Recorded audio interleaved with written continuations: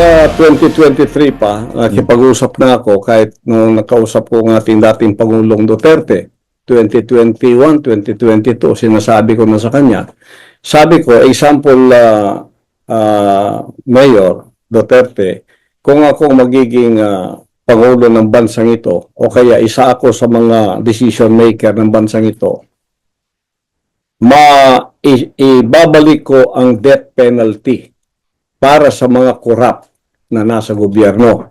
Kaya ang panukala ko, gagawa tayo ng Truth Commission, a covenant of the government to the people of the Republic of the Philippines, na ang covenant na yan, pipirmahan mulang presidente hanggang sa katapusang barangay, councilman, na lahat ng nanunungkulan sa gobyerno, pipirma dyan.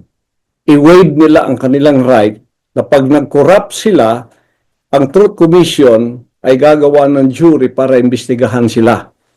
Tutulungan ng ombudsman para hindi magtatagal.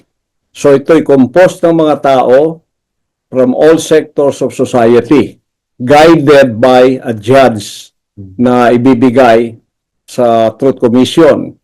Pagkatapos, uusisain ang taong inakusahan ng korupsyon.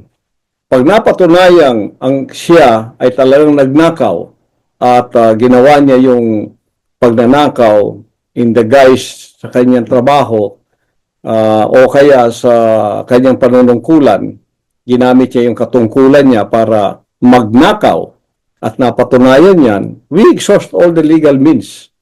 Pero pag napatunayan talagang ang lahat ng paraan ginawa na sa legal at siya napatunayan talagang nagnakaw siya, kailangan death penalty by firing squad dyan sa plaza para makita ng lahat na serious ang gobyerno na wala nang magnanakaw pa sa kaban ng bayan. Kaya kung ikaw magnanakaw, huwag kang magtrabaho sa gobyerno. Kung alam mong magnanakaw ka lang, huwag kang magtrabaho sa gobyerno. Bakit?